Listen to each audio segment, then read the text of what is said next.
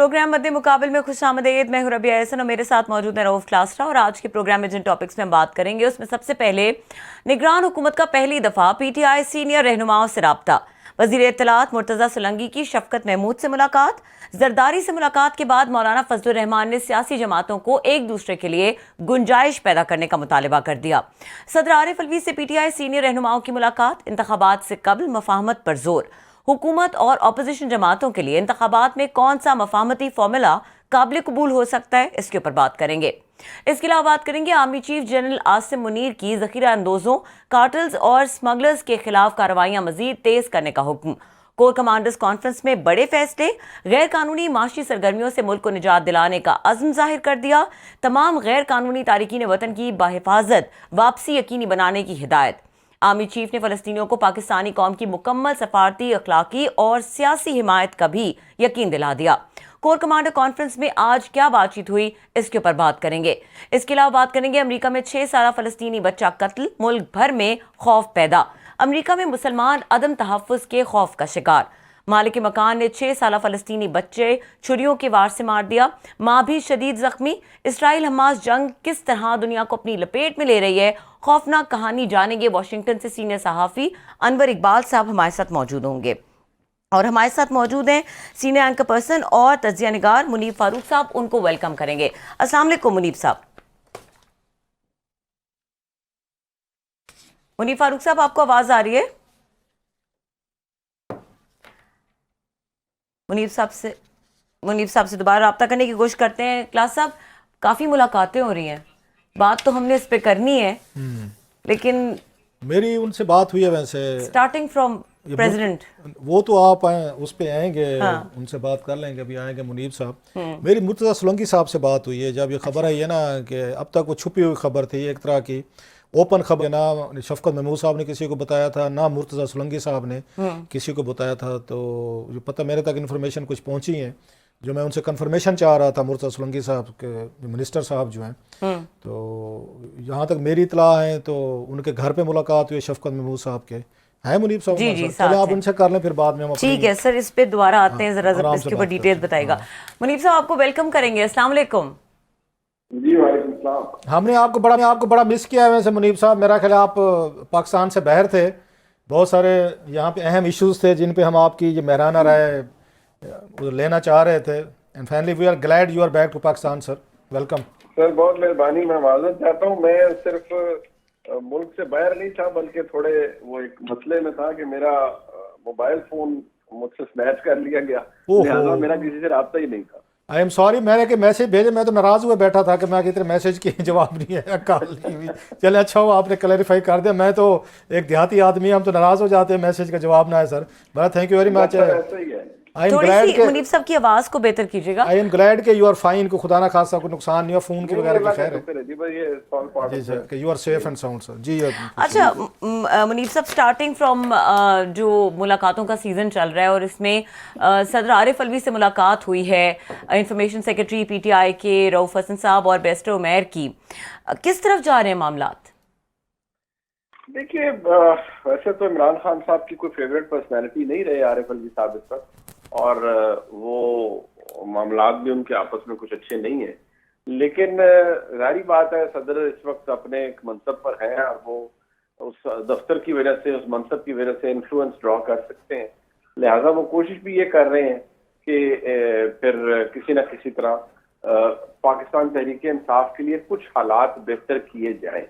अब वो हालात की बेहतरी बड़ी दिलचस्प होती है, उसमें ख्वाहिश ये है कि जी किसी न किसी तरह जो इंतखाबात आने हैं उसके अंदर पाकिस्तान तहरीक इंसाफ को एक ऐसा माहौल दिया जाए जहां पर कम से कम, अगर मुकम्मल तौर पर नहीं तो कुछ हद तक ही वो इंतखाबी एक्टिविटी को इनकरेज किया जा सके, जहां पर कोई वो अपने कैंडिडेट निकाल सके। उनको इस बात का एहसास है कि ऐसे हालात में मुकम्मल तौर पर इलेक्शन जीता नहीं जा सकता, लेकिन कम से कम वो इस हालात के करीब आना चाहते हैं कि एक साइजेबल नंबर तो वो हासिल कर लें इंतखाबात के अंदर। क्योंकि इमरान खान साहब को किसी ने रिसेंटली भी ये कहा कि जी आपकी जमात ग्राउंड के ऊपर अब भी बाकी जमातों से ज्यादा मकबूल है, और हमारे सामने जो कुछ हकायक आए कुछ अर्से पहले, वो भी इसी तरफ इशारा दे रहे थे। गो के इस साल कोई इलेक्शन नहीं हुआ लिहाजा ये सब कुछ उसी के लिए किया जा रहा है। लेकिन कुछ नंबर होते हैं जो जिनसे कॉल जब मिलाई जाए तो उन पे दो ही चीजें आती हैं, या ये कि आपको मतलूबा सहूलत मैसर नहीं है,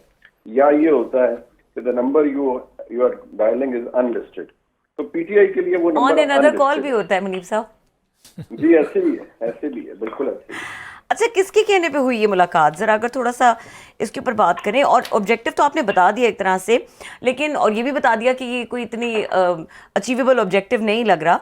तो ये इनिशिएट कहाँ से हुई? और खान साहब को तो कुछ दिनों पहले उन्होंने गिला किया था सदर आरिफ अलवी से, उनके रोल से, कि वो अपना रोल अच्छी तरह से प्ले नहीं कर रहे। तो डू यू थिंक कि ऐसे हालात में उनकी मैसेजिंग को है सदर आरिफ अलवी कुछ कर पाएंगे? देखिए, आरिफ अलवी साहब कोशिश तो करेंगे, लेकिन आरिफ अलवी साहब अपनी स्किन भी सेव करेंगे। वो ऑल आउट नहीं जा सकते, इसीलिए वो बड़े मोहतात बयान देते हैं कि कोई ऐसी बात ना हो जो किसी पावरफुल शख्सियत को बुरी लगे। लेकिन सबसे बड़ा इशू ये है कि क्या आरिफ अलवी साहब उस पावरफुल शख्सियत तक आराम से पहुंच भी सकते हैं इन मामलात को लेकर? क्योंकि आरिफ अलवी साहब ने एक दफा कोशिश की थी इमरान खान साहब से बात कराने की, जब वो सारा मामला चल रहा था, और उन्होंने बहुत से पैगामात भी बनवाए, लेकिन ऐसे मामलात के ऊपर आरिफ अलवी साहब की चलती नहीं है, ना ही उनसे कोई बात करने के लिए तैयार है। देखिए, वैसे भी वो by virtue of the constitution वो इस वक्त एक आउटगोइंग प्रेसिडेंट है, अपनी मुद्दत तो मुकम्मल कर चुके हैं, लेकिन वो रहेंगे क्योंकि उनके पास आईनी तौर पर ये इख्तियार है कि वो कंटिन्यू करें। इसीलिए रह रहे हैं वो कि वो जितना इस मनसब को अपने लिए इस्तेमाल कर सके वो करेंगे। ठीक। अच्छा मुनीब साहब, दो चीज़ें हैं, जैसे अभी रबिया ने भी कहा कि खान साहब ने सिर्फ उन्होंने खुद कुछ ट्वीट नहीं किया था, उन्होंने ये अलीमा खान साहबा के ज़रिए आरिफ अलवी साहब के बारे में उन्होंने अपनी अब डिसअपॉइंटमेंट का इजहार किया था। So coming from that circle, तो उसके बाद हमने ये सोच लिया था, समझ लिया था कि शायद अब रास्ते जो है ना वो जुदा हो चुके हैं। It was a very strong statement कि जनाब अलवी साहब जो है उन्होंने बुज़दिली दिखाई है, बहादुरी नहीं दिखी, और जिस मौके पे डेट का ऐलान करना चाहिए था तो वो लेम डक होकर बैठ गए। So it was a very strong, उन पर अटैक हुआ था। अब ये क्या तवक्को रखते हैं खान साहब उनसे? और स्पेशली मुझे जो लोग भेजे गए हैं, रऊफ़ हसन साहब, वो बिल्कुल रिसेंटली आए थे पार्टी में एज स्पोक्स पर्सन, तर्जमान, लॉबिस्ट के तौर पर वो कह लें, और साथ में उनके वकील भी भेजे गए हैं, और साथ में हम सैफर को भी देख रहे हैं। सैफर की बड़ी इंतहाई तेज़ी से प्रोसीडिंग हो रही है, जिसमें खान साहब जो हैं वो बुरी तरीके से फंस चुके हैं। बल्कि आज अगर आपने देखा हो तो खबर भी आ रही थी, उनका वो आज़म खान साहब जो प्रिंसिपल सेक्रेटरी हैं, उनका बयान हल्फी भी आया और मैं पढ़ रहा था। इट्स वेरी, आप तो खैर वकील है माशाल्लाह, इन चीज़ों को बेहतर समझते हैं, आई होप कि आपने पढ़ा होगा। इसमें अगर वो ये सारा बयान खान साहब के मुंह पर कह देते हैं उसमें अदालत में जरा में, तो खान साहब तो एक बयान ही काफ़ी, आज़म खान का जो चीज़ें लिखी हैं उन्होंने, कि खान साहब ने ट्विस्टिंग कराई, फलां कराया, ये कराया, वो करवाया, तो कोई सैफर रिलेटेड है, क्योंकि वकील भी साथ गया है, एक तर्जमान साथ भेजे रऊफ़ हसन साहब, साथ में उनका वकील किया है। So definitely there might be some legal issues. तो इसके बाद की पार्टी में और कोई बंदा नहीं था जो जाकर मिलते हैवी वेट्स, या आप समझते हैं सेकंड थर्ड ईयर तक बात चली गई है कि फर्स्ट ईयर जेल में है, सेकंड ईयर जो है वो वैसे बेचारे इधर तितर बितर भागे हुए हैं, तो बच बचा के रऊफ़ हसन साहब और वकील रह गए। आई एम सॉरी सवाल लंबा हो गया, लेकिन मैं चाह रहा हूँ जरा कंप्रीहेंसिव। सिर्फ एक छोटी चीज ऐड कर दूं, असद मजीद साहब का भी आ गया बयान, उनका भी आ गया जी 161 के। अच्छा जी चले, ये तो सारे ये डेंजरस डेवलपमेंट्स है खान साहब के लिए। सर बात ये है कि जो अगर मैं पहले साइफर वाली बात करूं तो देखें, उसमें तो जो मर्जी और मंशा है वो तो ये है कि by end of October Imran Khan साहब की कन्विक्शन होती हुई नजर आ रही है। जिस स्पीड से मामला चल रहा है, अगर ज्यादा हुआ तो 10 से 15 दिन आप और लगा लें, 15 दिन और लगा दें। लेकिन ठीक है, वो जो आजम खान ने कहा और बाकी गवाहान ने कहा, 3 उसमें सेक्रेटरीज, फेडरल सेक्रेटरीज शामिल है, कैबिनेट सेक्रेटरी शामिल है, दिफा के सेक्रेटरी शामिल है, गालिबन इंटीरियर के सेक्रेटरी शामिल है, और खारजा के 3-4 फेडरल सेक्रेटरी शामिल हैं। अब ये देखा जाए तो ये इट्स अ डैमनिंग इंडाइटमेंट। लेकिन ये जितने गवाहान हैं किसी भी ट्रायल के अंदर, उन पर इमरान खान साहब के वकला को जरा करने की इजाजत दी जाएगी। ये प्रिंसिपल है, ये तो काम होता है। तो जाहिर बात है फिर वहां पर ये सवालात किए जाएंगे जो अगर इमरान खान करना चाहते हैं। लेकिन उस चलान के अंदर ये लिखा जाना कि इमरान खान ने एक्सेप्ट किया है कि उन्होंने साइफर वापस नहीं किया, ये सेल्फ एक ऑफेंस है। और इमरान खान ने सरकारी मकासद के, अपने निजी मकासद के लिए सरकारी काम को या सेंसिटिव मैटर को पब्लिकली उसको डिस्कस किया और उससे फिर कोई चीज हासिल की। जहां तक रह गई बात कि ये रऊफ हसन साहब क्यों गए, देखिए रऊफ हसन साहब का स्टेटस तो मुझे इसलिए भी क्लियर नहीं है कि वो मतलब फरूख हबीब साहब ने अपना हबीब बदलने से पहले वो कुछ अर्सा के लिए दोबारा सेक्रेटरी, वैसे क्या जुमला कह दिया आपने इनोसेंटली कितना खूबसूरत जुमला कह दिया है कि उन फरूख हबीब साहब ने अपना हबीब बदलने से पहले तो जुमले पे दाद वसूल करना, इससे पहले कि आप कमेंट पे जाएं। वाह वाह, क्या बात है। अच्छा सर तो शुक्रिया। तो वो अब उसमें जो इम्पोर्टेंट बात है वो ये कि ये रऊफ हसन साहब तो फ्रैंकली अच्छे पढ़े लिखे आदमी है, लेकिन उनकी पार्टी के अंदर कोई बॉन्डिंग नहीं है, ना ही जमात उनको उस तरह से रिकग्नाइज करती है। ठीक है, वो एक ट्रबल टाइम के अंदर जरूर आए हैं, लेकिन वो कोई इतना रूट बेस उनका नहीं है। जाना आरिफ अलवी साहब से मिलना, और अगर मैं गलत नहीं कह रहा तो शहबाज शरीफ साहब की हुकूमत के साथ भी उन्होंने वहां पे पंजाब में वहां पे भी कुछ अर्सा काम किया हुआ है। सो वो एक तरह का लॉबिस्ट हैं अपनी सर्विसेज इंटेलिजेंस लोगों के लिए, तो दुनिया भर में होते, फेयर एनफ, इतराज़ नहीं है। वैसे उनका बैकग्राउंड बता रहे जो आपने बात की कि पॉलिटिकली तौर पर उनकी किसी से वफादारियां अफिलिएशन नहीं है, वो सर्विसेज ज़रूर देते हैं कि मीडिया हैंडलिंग के लिए, लॉबिंग के लिए या बयानात वगैरह के लिए। अच्छा सर, लेकिन मैं समझता हूँ कि मीडिया हैंडलिंग भी उनकी कोई दुरुस्त नहीं थी, बिकॉज वो जो दलील उन्होंने आके देने की कोशिश की वो इतनी फ्लिमजी थी, इतनी कमजोर थी कि उसका कोई फायदा नहीं हो सका। अब जब जो इम्पोर्टेंट फैक्टर है वो ये है कि ये जाके मिल भी लें, बट वो कहते हैं कि लेवरेज क्या है आरिफ अलवी साहब के पास। सियासत में लेवरेज बहुत अहमियत रखती है, राज साहब आप वैसे जानते हैं, बट लेवरेज है ही नहीं आरिफ अलवी साहब के पास। What does he have to offer, what does his office have to offer? Nothing, virtually nothing. He is an outgoing president with very limited powers, he has nothing to offer, nothing on the platter। तो क्या करेंगे? ये मुनीब साहब ये तो नहीं है वो जो मुहावरा है डूबते को तिनके का सहारा, कि खान साहब की आर्मी चीफ हैं, वो उनके फ़ोन कॉल्स नहीं लेते। वो तो बहुत पहले कहते थे मैं मैसेज भेजें, अब जनाब से मुनीर मुहसिन भी बात करते, शहबाज शरीफ से वो बात नहीं करना चाहते थे। बाकी कोई अब कोई रह नहीं गए, सारे लोग अब आपको पता है जो पावरफुल थे, जनरल फैज़ का था अगर, या कोई हमदर्दियाँ थी भी इस इस्टेब्लिशमेंट के अंदर, वो भी ना रही। तो बच बचा के साइफर जितनी तेज़ी से उनके लिए एक डेंजर बन के आया है कि अपने करीबी लोगों ने बयानात दिए हैं, जो मैं पढ़ रहा था, इस बार मैं कह रहा हूँ इनका आज़म खान साहब का, तो आप समझते हैं कि डूबते को तिनके का सहारा है कि शायद अलवी साहब, शायद और तो कोई बंदा बच नहीं गया कि चलें उनके पास जाएं, अब वकील भी साथ ले जाएं कि पूछें कि कुछ कोई टेक्निकल, कोई लीगल क्या कर सकते हैं वो, कल को ये पार्डन कर सकते हैं अगर सज़ा हो सकती है इन केस।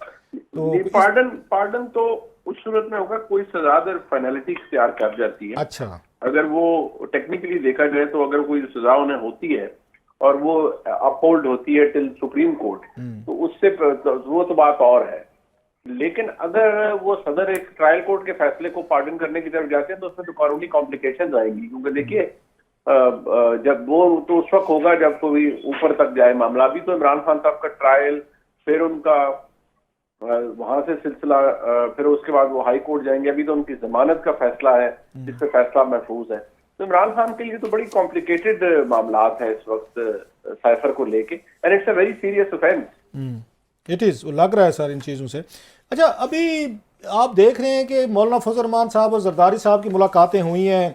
मौलाना साहब बार बार एक हिंट देने की कोशिश कर रहे हैं कि जनाब कि अगर मैच वन साइडेड हुआ तो कल को फिर वही मसला होगा जी, खान साहब की पार्टी को बह रखा है, उनके हाथ पांव बांध के पत्थर के साथ दरिया में फेंक दिया गया कि आप तैर के दिखाओ, और हमें उन्होंने बाकायदा कश्ती दी है जी, आप यहाँ से आप तैर के चले जाएं।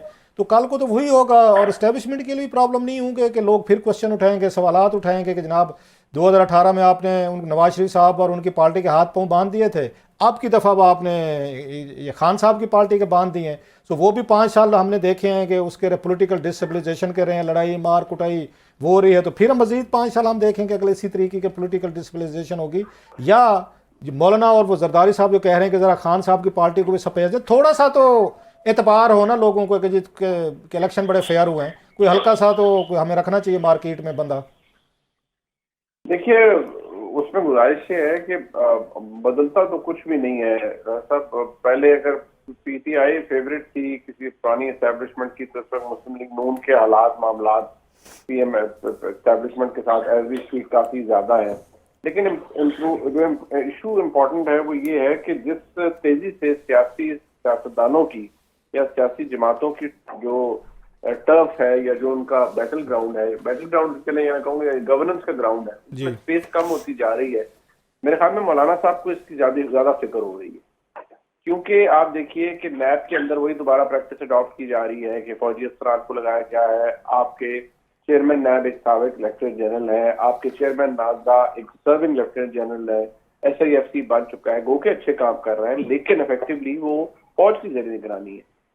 जब ये तमाम चीजें हो रही होती हैं तो फिर सिविलियन स्पेस तो वैसे ही बड़ी कर्टेल कर दी जाती है, खत्म हो जाती है। ऐसी सूरत हाल में कोई भी सियासी जमात आए उसके पास सिविलियन स्पेस कितनी ज्यादा होगी और गवर्न करने के लिए कौन से इश्यूज होंगे। बाय द टाइम इलेक्शन होंगे तो बड़ा एंट्रेंच कर चुकी होगी खुद को एस्टैब्लिशमेंट। वैसे भी हमारे मुल्क में एस्टैब्लिशमेंट बहुत ज्यादा एंट्रेंच्ड है, उनका असर बहुत ज्यादा है। हम एक नेशनल सिक्योरिटी स्टेट है, लेकिन बाय द टाइम इलेक्शन होंगे और कोई इक़्तिदार में आएगा और जो मामलात है उस वक्त तो बहुत आगे जा चुके होंगे। और जिस चीज का मुझे खदशा है सर, वो मैं सिर्फ बिल्कुल इख्तिसार से अर्ज करूंगा कि मुझे लगता है कि अगर मियां नवाज शरीफ साहब अभी भी 2017 में रह रहे हैं जैसे 2013 में वो 1999 में रह रहे थे, तो ये लड़ाई बस चंद दिनों की या चंद महीनों की मार है।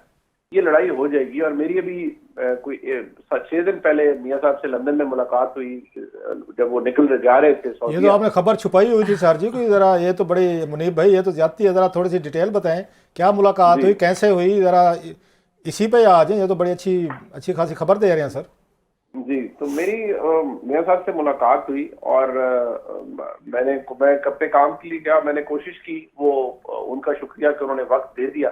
लेकिन जो मुलाकात मेरी मियां साहब से हुई उससे मेरी जो सबसे बड़ी असेसमेंट थी वो ये कि मियां नवाज शरीफ साहब अभी भी कोई उनका जो मौकफ है, ये जो एहतसाब और ये जो जनरल फैज हमीद और जनरल बाजवा इनके हवाले से, ये बिल्कुल तब्दील नहीं हुआ। He still holds a grudge against them and he considers that they are the ones who are solely responsible for this chaos, this political chaos. और साथ ही मियां नवाज शरीफ साहब का मुझे लगता है, जो मुझे लगा कि वो अभी भी 2017 के अंदर है और उनको अपने साथ हुई भी सारी ज्यादतियों का वो मतावा भी चाहते हैं, वो कुछ भूलना भी नहीं चाहते।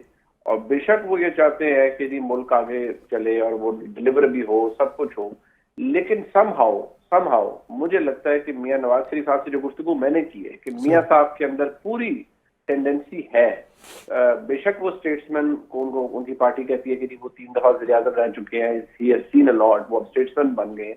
लेकिन आई पर्सनली फील कि मियां साहब अभी भी because he has nothing to lose, वो 3 दफा वज़ीर आज़म बन चुके हैं, 1 दफा भी मुद्दत पूरी नहीं कर पाए, एंड ही समहाउ फील कि भाई यार ठीक है, मैं अब इस चीजों पे कुछ मैंने कॉम्प्रोमाइज नहीं करना। गो के ये भी मैं आपको बता रहा हूँ कि जो शहबाज साहब गए थे और जो दोबारा वहां दौड़े वो गए, तो वो इसीलिए गए थे क्योंकि बड़ा डिस्कम्फर्ट पैदा हो गया था।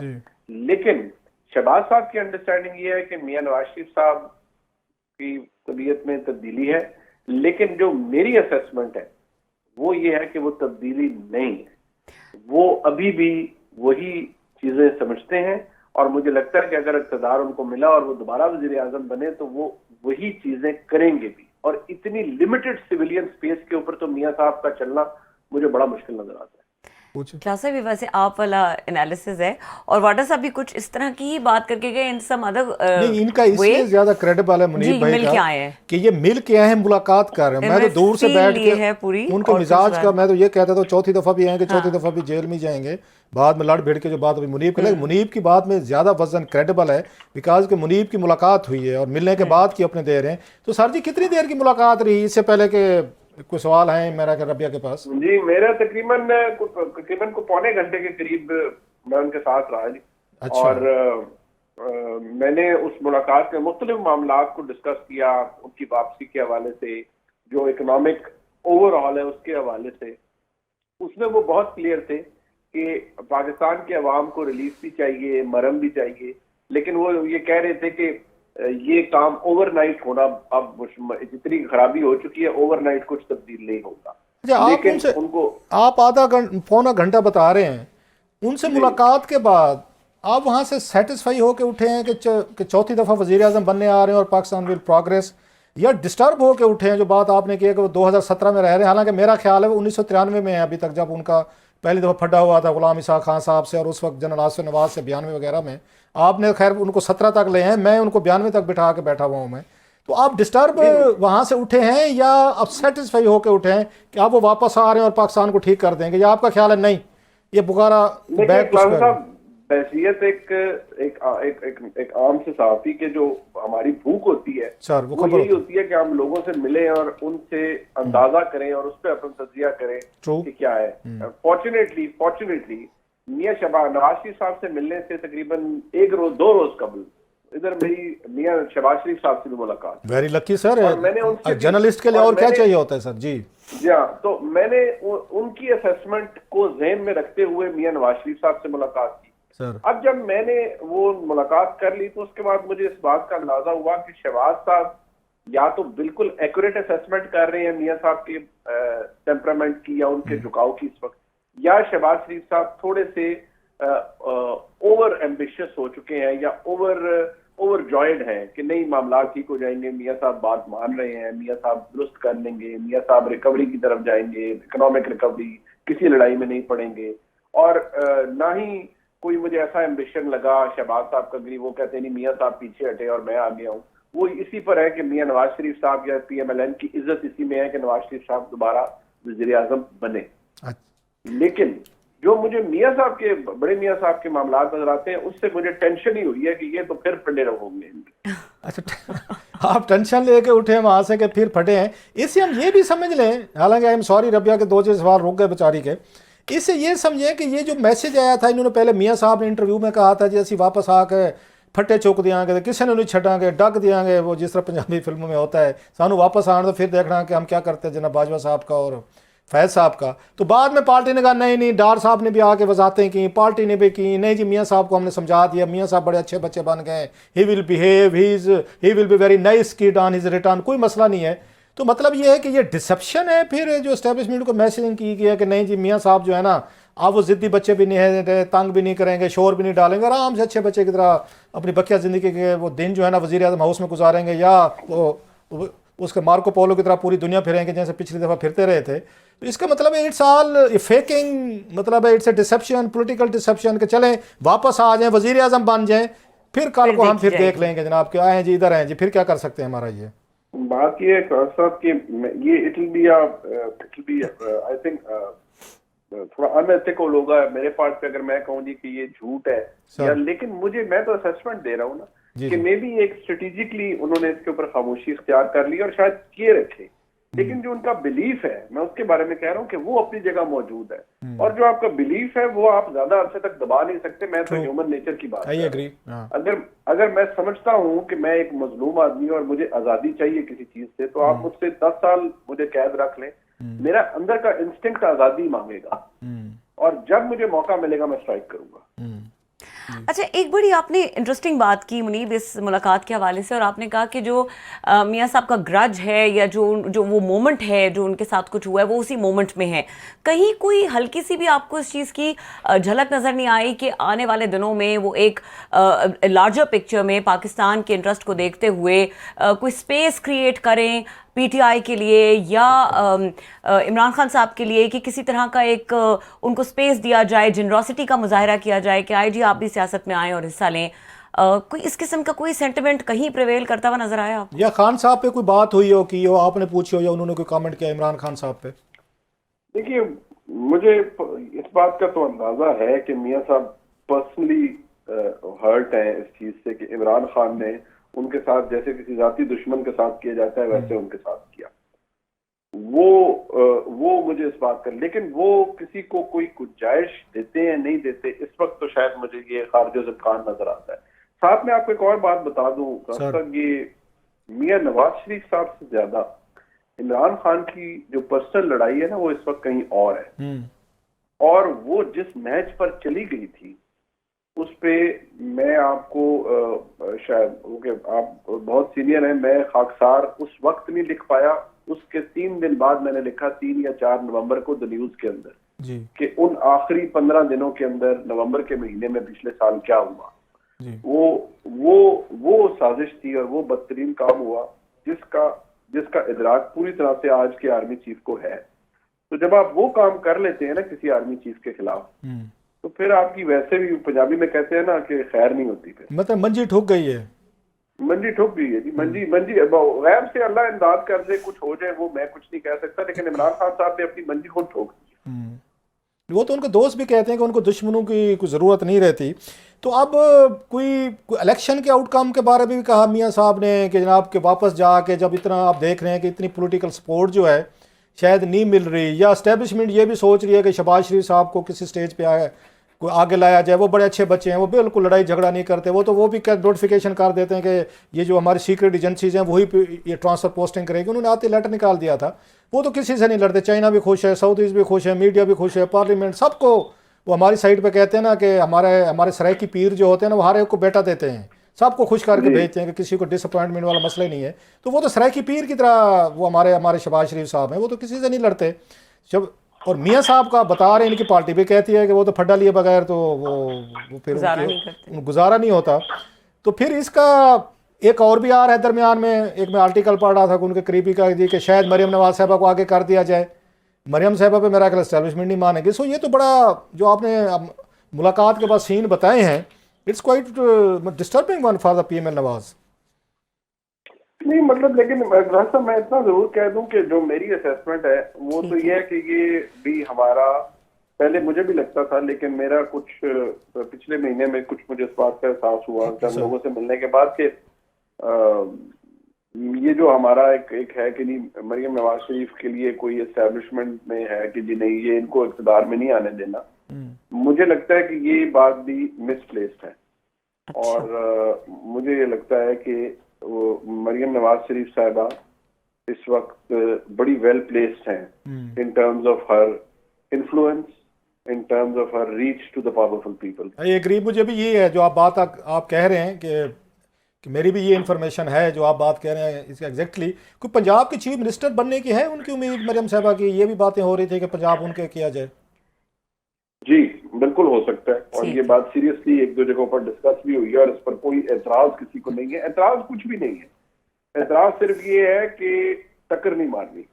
अच्छा, ये कोई मियाँ साहब के जहन में ये खदशा भी है कि इलेक्शन पोस्टपोन किए जाते हैं दिसंबर से पहले, कोई ऐसी डेवलपमेंट्स हो सकती हैं कि इलेक्शन को आगे ले जाया जाए या ना हो? कोई खतरा है उनके जहन में, या इज वेरी मच क्लियर कि नहीं इलेक्शन होंगे?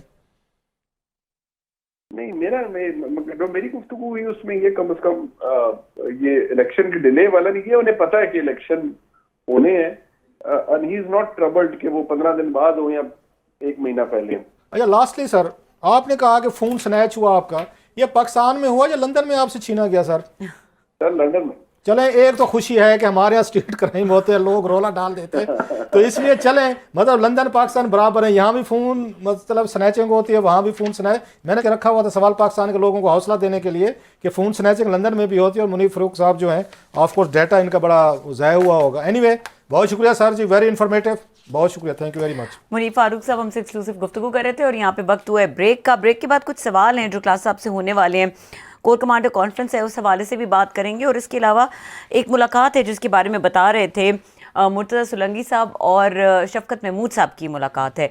ये बड़ी चीज़ है जो, और कुछ बात करेंगे मौलाना फजल रहमान जरदारी साहब की मुलाकात के हवाले से। ब्रेक के बाद हमारे साथ रहिए। वेलकम बैक क्लास साहब। इससे पहले कि हम पॉलिटिकल सिनेरियो और मुलाकातों की तरफ आएँ, ये बताइएगा कि वसीम बाजवा साहब हैं, इनकम टैक्स ऑफिसर थे और सीडीए में मेंबर प्लानिंग थे, ये जहाँ पर ये इंजीनियर और टाउन प्लानर्स लगते हैं, इनको ट्रांसफ़र किया गया, इसकी क्या स्टोरी है? बड़ी मज़े के छोटा सा दरमियान में एक वो आ गया, एक क्योंकि इलेक्शन कमीशन आजकल ना बड़ा एक्टिव हुआ है, बल्कि आपने देखा होगा उन्होंने समात के लिए मुकर्रर कर दिया है, जो उन्होंने ये सिकंदर सुल्तान राय साहब जो हैं चीफ इलेक्शन कमिश्नर, जो लेटर लिखा था इन्होंने इनको, ये प्राइम मिनिस्टर को, कि आपकी कैबिनेट में ऐसे लोग हैं या पोजीशन पे जो कि उनका पोलिटिकली तौर पर अफिलिएटेड हैं और बड़ा बुरा आपका वो पड़ रहा है, बैसनेस है, तो समात के लिए उन्होंने मंजूर कर लिया 26 मेरा ख्याल अक्टूबर को। सो वो भी मुमकिन है कुछ वज़रा जो है ना, मुझे लगता है कि उनको ऑर्डर कर दिया जाए इलेक्शन कमिश्नर की तरफ से कि इनको ना हटा दिया जाए। सो वो बड़ा एक मेजर डेवलपमेंट है कि सिकंदर सुल्तान राजा साहब जो हैं 3-4 लोगों को वो लिख कर दे दें कि फ़लाँ जो हैं इनको आप इन पोस्टिंग से हटा दें, क्योंकि इससे जो इमेज है इलेक्शन का वो कोई ठीक नहीं पड़ रहा। उसी दरमियान में ना एक हो सकता है बड़ी छोटी सी खबर हो, तो वसीम बाजवा साहब हैं, अब सरनेम जो है बाजवा साहब साफ ज़ाहिर है जब वो आए थे तो उस वक्त इस मुल्क में जनरल बाजवा साहब भी थे, तो बेसिकली इनकम टैक्स के अफसर हैं ये। तो अभी यहाँ मेंबर ये प्लानिंग इसमें थे, बोर्ड जो होता है CDA का जो बोर्ड होता है उसमें मेंबर बोर्ड थे वो सारे। तो अब क्योंकि इलेक्शन कमीशन ने वो चीज़ें देखना शुरू की हैं तो उन्होंने कहीं ना कहीं पे उनकी तरफ से भी हिदायत हुई हैं, तो उनका ट्रांसफ़र कर दिया गया वहाँ से CDA के उससे बोर्ड से मेंबर से जो थे। इंटरेस्टिंगली उन्होंने जाके अदालत से वो ले लिया, स्टे ले लिया। सो दैट्स वेरी एक वो है कि वहाँ पे जो अब पहले ये होता था, अब मेरा ख्याल पहले मैंने नहीं देखा, शायद अगर मुझे कोई करेक्ट करे, कि इलेक्शन कमीशन के आर्डर पे कि फ़लाँ बंदे की पोस्टिंग जो है वो समझते हैं कि इनको फ़लाँ पावरफुल सीट पे ये होना चाहिए। किसी को इल्ज़ाम पे उन्होंने नहीं किया, सिंपली ये कि जो बोर्ड बने थे जो अफेक्ट कर सकते हैं कल को कोई अपने तल्लुकात की बेस्ड पे, तो उनको हटाया जाए, तो उनको भी हटाया गया। तो मैं तो पहली दफ़ा पढ़ा है कि किसी अदालत ने स्टे कर दिया है जी आप इनकी पोस्टिंग जो है ना इनको नहीं कर सकते। So that was a bit मेरे लिए। कल को तो फिर जिनको इलेक्शन कमिश्नर साहब जिन वजीरों का कह रहे हैं, जो 4-5 का ब्यूरोक्रेट हैं जिनमें कि जिनको हटाएं, तो ये तो एक मेरा ख्याल जाके वो भी ले, जैसे बाजवा साहब ने ले लिया है, उन्होंने ले लिया, स्टे ले लिया, तो ऐसा मेरा ख्याल है जाके वो भी ले लेंगे, वजीर भी ले लेंगे। अब हम तो समझते थे election commission is a final authority, लेकिन अगर उनके इस तरह के फैसले जो हैं अगर वो चैलेंज हो रहे हैं अदालतों में और स्टे हो रहे हैं, तो लेट्स सी कि ये क्या कहानी है और कितना इसका फेयर हो सकता है। CDA के और भी अफसरान हैं जिनको कहा है इलेक्शन कमीशन ने हटाने का, लेकिन वो बैठे हुए अपनी सीट्स पे। वही कह रहा हूँ ना Nothing is moving। ये थोड़ा सा ना ये पावर कोई आपको देता नहीं होता। हालांकि टॉपिक बड़ा एक अहम और हमारे पास है। मेरा ना थोड़ा सा उनका सिकंदर सुल्तान राजा साहब के लिए ना थोड़ी सी एक फ्रेंडली वो टिप्स कह लें, कोई पावर आपको देता नहीं होता, पावर आपको लेनी पड़ती है। इफ्तिखार चौधरी साहब वो भी चीफ जस्टिस है ना, मैं क्या टांगे कांपती थी वहाँ पे उस वक्त पूरी हुकूमत की, जो पीपल्स पार्टी की हुकूमत थी, जरदारी साहब थे, गिलानी साहब थे, बड़े बड़े वजीर हमने देखे, मैंने करीब से देखा है। पूरे एस्टेब्लिशमेंट उनसे डरती थी।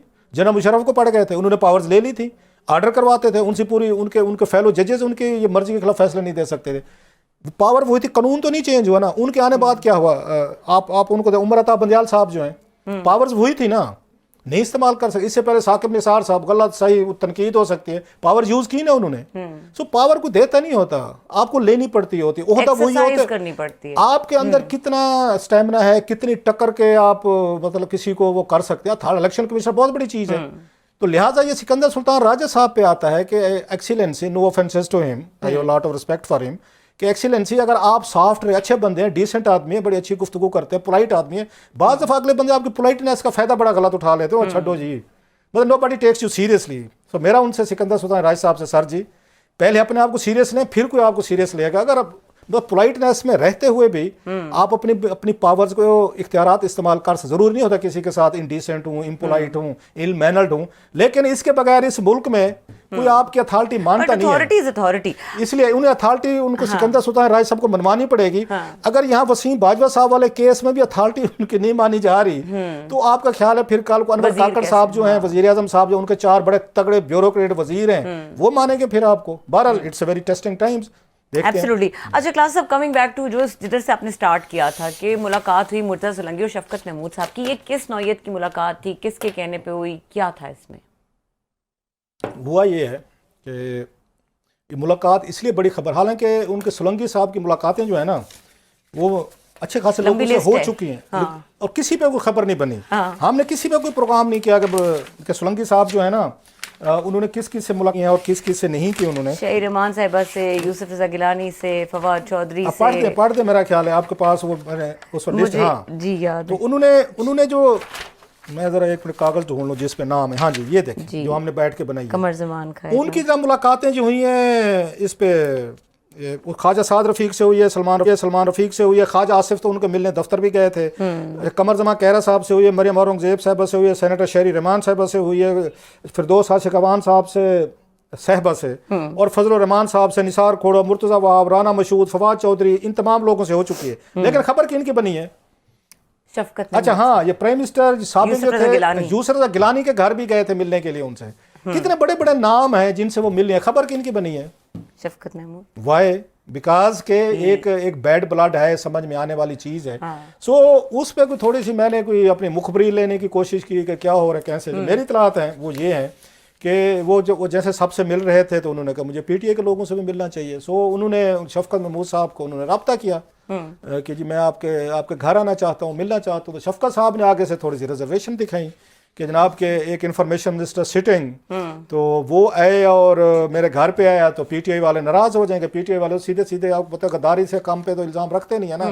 कोई बंदा मिल इस मुल्क में तो कल्चर ही खत्म हो गया ना कि किसी के तल्लुकात हो सकते हैं, कोई दोस्ती हो सकती है, कोई जान पहचान हो सकती है कि चलो एक बंदा मिलना चाहते हो सकते शफकत साहब की और इनके सोलंकी साहब की आपस में कोई तल्लुकात छो माजी में दोनों इकट्ठे भी रहे हैं, काम भी इकट्ठे किया है, बहुत सारी चीज़ें होती हैं। लेकिन वो तो ये समझा जाएगा कि गद्दारी हो गई है। यहाँ तो पीटीआई तो इस काम पे रहती नहीं है, वो तो इधर यू आर विद अस और against us, there are no neutral ground. तो शफकत महमूद साहब थोड़े से डरे हुए थे, रिलेक्टेंट थे कि ये मुर्तज़ा सोलंकी साहब जो है ना मेरे पास ना आए। तो उस पर मुर्तज़ा सोलंकी साहब ने उनको एक सोल्यूशन पेश किया। उन्होंने कहा एक्सीलेंसी आप एक काम करें, आप अपनी पार्टी से पूछ लें, सही टेक देम इनटू कॉन्फिडेंस। आप क्यों मतलब है वो करना चाहते, पूछ लें जी मुर्तज़ा मेरे घर आना चाहते हैं, is my friend, he wants to again come and have a cup of coffee, can I offer him a coffee at my home, पूछ लें। शायद उन्होंने पूछा होगा, फिर उसके बाद ही ठीक है आ जाएं। सो इनकी मुलाकात कुछ दिन पहले हुई है, अभी लाहौर में गए हुए तो उस वक्त आज नहीं हुई, कल परसों में नहीं हुई, मतलब हम कह रहे हैं। और एक खबर लीक भी नहीं की, खबर वहाँ से बनती है कि जब आपको किसी और ज़राए से निकल जाए। अगर यही जैसे मुलाकातें बाकी की हैं वो भी आ जाती सामने कि मुर्तज़ा सोलंकी साहब की मुलाकात हुई है उससे शफकत महमूद से, तो शायद वो उतना ना बनता। जब उस मुलाकात की खबर ही नहीं निकली तो फिर ये खबर बन नहीं, तो लोगों ने ये समझा होगा कोई मैसेजिंग की होगी, कोई ब्रिज हो, कोई गैप। उन्होंने बड़ा समझदारी से अपने आप को शफकत महमूद साहब ने इस पूरे प्रोसेस से दूर रखा है। और खान साहब उन पर खुश भी नहीं थे जब ये लॉन्ग मार्च कर रहे थे। यही कहने वाली थी कि वो बड़े टाइम से he is at a distance. Sir ये शफकत महमूद साहब एक और बंदे हैं इंसान। अब किसी दिन मैं उनका प्रोफाइल अगर मैं बनाऊंगा तो यू विल सरप्राइज्ड। वो सर्वाइव करना जानते हैं। ये डिप्टी कमिश्नर रहे, सीएसएस की डिप्टी कमिश्नर रहे, बेनजीर भुट्टो साहब के बड़े करीब थे, उन्होंने इनको सेनेटर बनाया, उनको सेनेटर बनाया पीपल्स पार्टी ने, ये जहन में रखिएगा। वहाँ से आए और उसी पीपल्स पार्टी के खिलाफ जब उसके बाद फ़रूक लगारी से इनकी दोस्ती होगी, फ़रूक लगारी साहब के साथ मिल के, उसमें और भी कुछ हमारे दोस्त थे जिन्होंने फ़रूक लगारी साहब को कहा जी बिल्कुल आप इस वक्त वो जिहाद कर रहे हैं। इन्होंने हुकूमत तोड़वाई बेनजीर भुट्टो साहबा की, जिन्होंने सेनेटर बनवाया था। उसके बाद उसी फ़रूक लगारी की हुकूमत में निगरान वज़ीर भी बन गए। वहाँ से निकले फ़रूक लगारी साहब के साथ, तो बाद में उनके मियाँ साहबान के साथ दुआ सलाम बड़ी अच्छी होगी। उसके बाद इन्होंने जनाब मुशर्रफ की वो पंजाब में जो कैबिनेट थी उस वक्त जनरल सफदर साहब थे, उनकी कैबिनेट में वज़ीर भी लग गए। ज़रा देखते हैं ना, उसी बेनजीर भुट्टो साहबा की हुकूमत जिन्होंने तोड़ी थी उन्हीं की बैठ के उसमें वज़ीर भी लगे फ़रूक लगारी की, उस वक्त मिराज खालिद साहब की हुकूमत में। वहाँ से हुए जनाब मुशर्रफ की कैबिनेट में चले गए। वहाँ से निकले, मैंने इनको खुद देखा कि अब ये जनाब मुशर्रफ का चल चलाओ है। लंदन में नवाज शरीफ साहब ने 2007 में जुलाई में, मुझे डेट भी याद, में वहीं पे था, रिपोर्टिंग कर रहा था अगर न्यूज़ के लिए, एक दो साल मैंने वहाँ पे की। नवाज शरीफ साहब ने वहाँ पे एक बड़ा जलसे आम उन्होंने वहाँ पे होटल में अरेंज किया था, political party all parties conference. उसमें इमरान खान साहब भी गए थे। उसमें इमरान खान साहब की और नवाज शरीफ साहब की बड़ी गहरी चिंती थी, बड़ी दोस्ती थी। उसमें शफकत महमूद साहब भी वहाँ मौजूद थे, इन्होंने भी तकरीर की थी, वो भी मैंने सुनी हुई है जनाब मुशर्रफ और उनके खिलाफ, जिनकी कैबिनेट से गए थे। वहाँ से निकले वो दोबारा आके उन्होंने उसके बाद कुछ अरसे बाद अब कोई पॉलिटिकल पार्टी लेने को तैयार नहीं थी, ना नवाज शरीफ लेने को तैयार थे, ना पीपल्स पार्टी। फिर इन्होंने सीधा रास्ता ढूंढा, जाके पीटीआई में चले गए कि अब यही वाले। हालांकि ये बहुत सारे कॉलम जो है अंग्रेजी अखबारात में, उस वक्त न्यूज़ में कॉलम लिखते थे, ये खान साहब की तालिबान पॉलिसी पे ये लिखते थे। तालिबान खान उस वक्त ये भी कहते थे इनको, जो खान साहब को तालिबान खान वाले हैं ये भी लिखते थे। सो वहां से फिर वो पार्टी में चले गए, उनको ज्वाइन कर लिया। You can't beat them, join them. अब उनको पता चलेगा खान साहब ने सीधी टक्कर मारी है जाके। बड़े सेफ टाइम पे उन्होंने अपने आप को। सो लिहाजा अब नहीं, जब ये धरने के लिए खान साहब आ रहे थे, याद है गोजरावाला के करीब पता चला जी कि शफकत महमूद साहब गायब हो गए, वो तो किसी के घर में खाना खा रहे थे। वो देसी कुकर तो बड़ी मेज तस्वीरें आई थी, खान साहब बड़े नाराज हो गए, पार्टी नाराज हो गई। ये उस वक्त बाद में मार धाड़ हो रही थी यहाँ पे बड़ी, उस पे केयर टेकर दौर की बात है, या मेरे ख्याल हमजा के दौर की बात है, हमजा शहबाज शरीफ जब थे उस वक्त भी किसी घर में खाने खा रहे थे, तो वर्कर कुट खा रहे थे वहां पे, वो तस्वीर भी आई थी। सो उनके अंदर ना, मतलब लोगों के अंदर होते सिक्स सेंस। ये शफकत महमूद साहब के पास जो है ना 7th 8th 9th और 10th, या कहना ये चाहिए कि उनका पॉलिटिकल एक्यूमेन बहुत समझदार नेक्स्ट लेवल है। एक और भी है, वो कहते हैं ना कैट्स हैव अगर हाउ मेनी लाइव्स, 9 तो 7 लाइव्स हुई। मैंने आपको 2-3 लाइव्स आज भी ना बाकी है। ये मैं मुहावरतन कह रहा हूँ, ये जेंटलमैन, अच्छे पढ़े लिखे बंदे हैं, समझदार है, टॉलरेंस भी है। मैं यस, ये सर्वाइव करने की कैपेसिटी एक ब्यूरोक्रेट में हो सकती है। ब्यूरोक्रेसी की ट्रेनिंग है, वहां से ट्रेन हुए कि हर एक को आपने खुश रखना होता है। ब्यूरोक्रेट बेचारे का यही होता है ना कि आपने आपसे सारे नाराज हो जाते हैं। सो शफकत महमूद साहब इज एक सर्वाइवल की उनमें एक वो है, उन्होंने उनसे मुलाकात भी कर ली है, फिक्स्ड भी होते हैं, अर्थ साइन है ना, तो बहरहाल बहुत एनीवे जी मैं उनका बड़ा एडमायरर हूँ, नो ऑफेंसेस टू ठीक हिम। है। मेरी फिर उनसे मुलाकात भी होनी है, बड़े अच्छे तरीके से मिलते हैं, टॉलरेंट आदमी, हमारी बातें बर्दाश्त भी करते हैं। वो सलामत रखे, कोई और अच्छी पार्टी जो है ना उनके टैलेंट से, उनके मेरिट से, उनकी कबलियत से वो फायदे उठाए। लास्टली मेरी उन मुर्तज़ा से बात हुई तो मैंने उनसे पूछा, मैं एक्सीलेंसी ये आजकल मिलते फिर रहे हैं, क्या हो रहा है कैंसर? उन्होंने वन लाइनर जवाब दिया, उन्होंने कहा भाईजान ये मेरी मामूल की मुलाकातें हैं। अच्छा, बस उन्होंने बात ही खत्म कर दी। चलें, जबरदस्त। यहाँ पे वक्त हुआ है ब्रेक का। ब्रेक के बाद हमारे साथ वाशिंगटन से बराह रास्त अनवर इकबाल साहब मौजूद होंगे। अनफॉर्चुनेट वाकया, 6 साला बच्चा है, फ़लस्तीनी बच्चा जिसका कत्ल हुआ, इसकी डिटेल्स क्या है? वाशिंगटन में ये डॉन में स्टोरी है इनकी, अनवर इकबाल साहब की, उसके बारे में बात करेंगे। उन्हीं से हमारे साथ रहिए।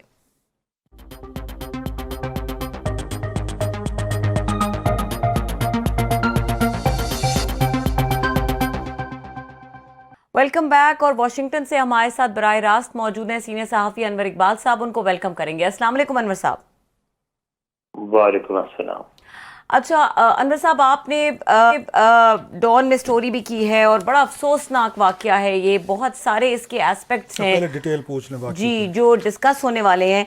अमेरिका में 6 साला फ़लस्तीनी बच्चे का कत्ल, इस खौफनाक वाकये की ज़रा डिटेल्स बताइएगा, किस तरह हुआ, क्या है ये मामला?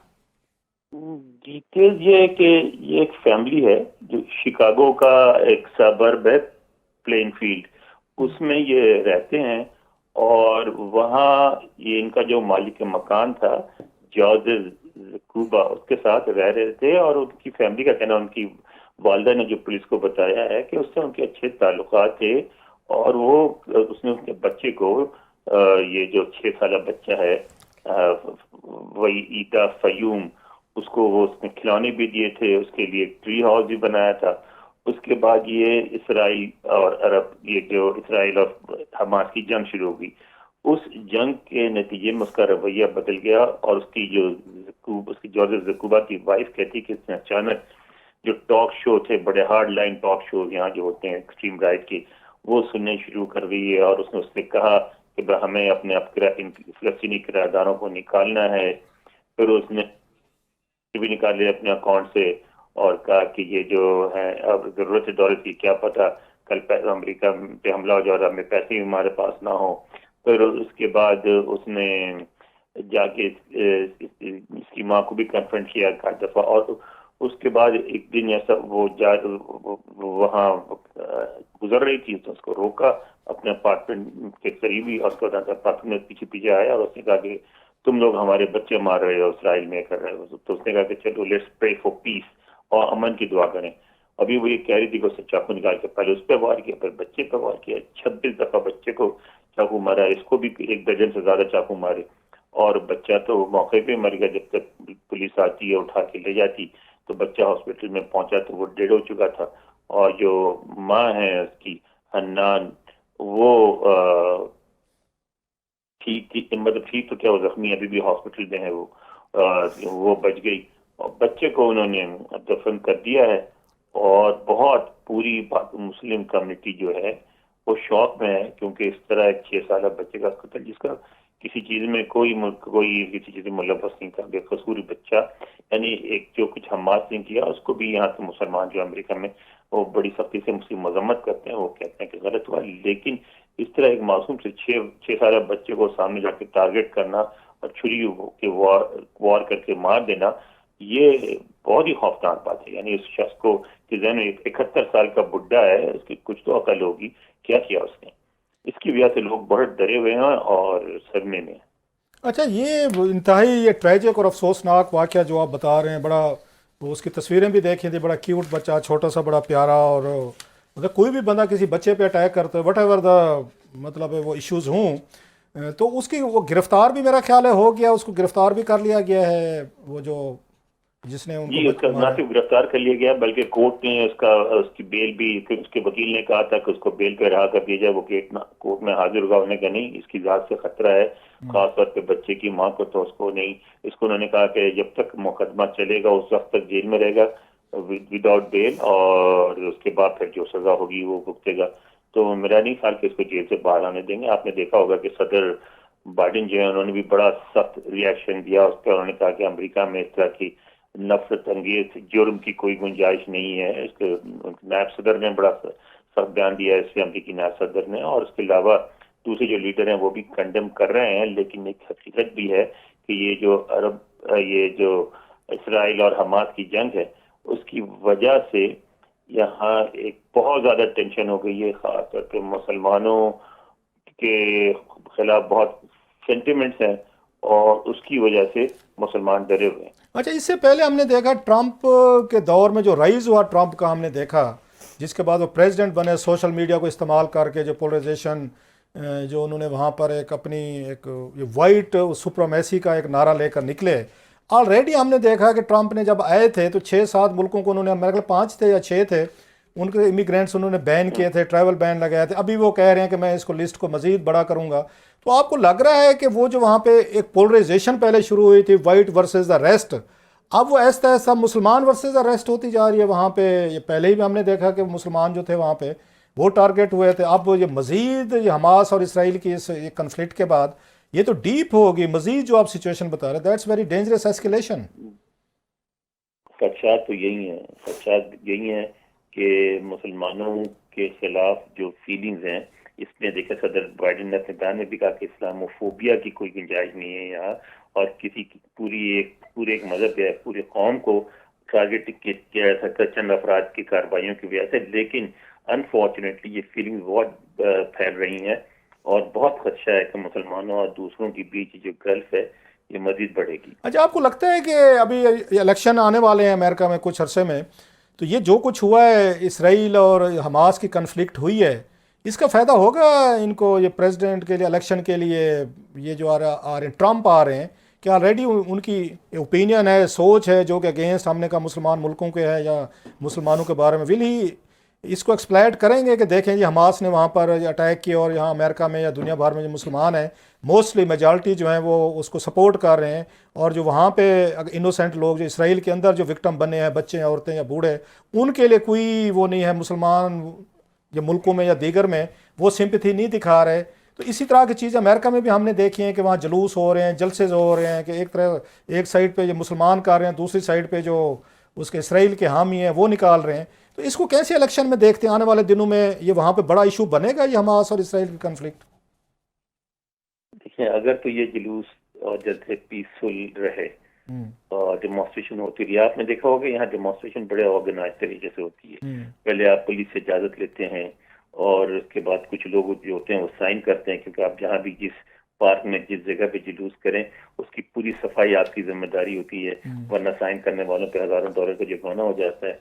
तो आप जिस तरीके से करते हैं, मार्च करते हैं, नारे लगाते हैं, आपने देखा कि जब ट्रंप के खिलाफ एक जुलूस निकला था उसमें 1 मिलियन से ज्यादा लोग थे, और उसके बीच में उस 1 मिलियन लोगों के बीच में भी 10-15 की तादाद में ट्रंप के सपोर्टर खड़े हुए नारे लगा रहे थे, लेकिन को किसी ने टच नहीं किया। तो अगर तो ये इस तरीके से जैसा जुलूस होता रहा तब तो कोई भी फर्क नहीं पड़ेगा ज्यादा, लोग समझेंगे कि भाई जिनका डेमोक्रेटिक राइट है वो उसको इस्तेमाल कर रहे हैं। लेकिन अगर कोई जैसे जिस तरह का वाकया हुआ है शिकागो में बच्चे का कत्ल, इसके जवाब में अगर मुसलमानों की तरफ से किसी ने कोई इस तरह की बेवकूफाना हरकत कर दी, गलत हरकत कर दी, तो फिर मुसलमानों के खिलाफ सेंटिमेंट। अच्छा, आपका लास्टली सर क्विकली, उस वक्त हमने देखा ट्रंप का वो चलो पॉलिटिकल मसला था, रेशियल थे, लिंगुअल थे, कंट्री वाइज थे, फेयर इनफ। अब इसमें तो दोनों साइड पे ब्लड है कि उधर हमास क्लेम करती है जी हमारे इतना सारा वहाँ पे बच्चे औरतें वो बेचारे वो मारे जा रहे हैं, उधर वो इसराइल करते हैं हमारे में आ जा रहे हैं। So there is a blood, ये तो ब्लडी मतलब है, एक वायलेंट कन्फ्लिक्ट है, एक पॉलिटिकल कन्फ्लिक्ट तो नहीं रहेगी ये। बिल्कुल है, ठीक है, बिल्कुल आप दुरुस्त करें, आप दोनों तरफ मासूम लोग मारे गए हैं। यानी हमारे यहाँ ठीक है, हमें हमारी हमदर्दियाँ फिलिस्तीनियों के साथ है, हमारा उनसे एक ताल्लुक है, एक राब्ता है, एक मोहब्बत है, लेकिन इस हकीकत को आप नहीं फरामोश कर सकते कि दोनों तरफ बेगुनाह शहरी मारे गए। ऐसे ही है। ठीक है, बहुत शुक्रिया। ये बात जो है आपकी बिल्कुल सही है कि ब्लड जो है वो बीच में आ गया, और ब्लड फ्यूड होते खतरनाक है। मगर एक चीज और अच्छी बात है कि अमेरिका में कोशिशें भी शुरू हो गई हैं कि इस ब्लड फ्यूड को कंट्रोल किया जाए। आपके अखबारात में ठीक है, लिखे हैं, ठीक है, सिचुएशन को कंट्रोल किया जाए। जी, बहुत शुक्रिया अनवर इकबाल साहब वॉशिंगटन से हमारे साथ बराह रास्त मौजूद थे और यहाँ पे प्रोग्राम हो गया। देखने के लिए शुक्रिया। इजाजत दीजिए, अल्लाह हाफिज।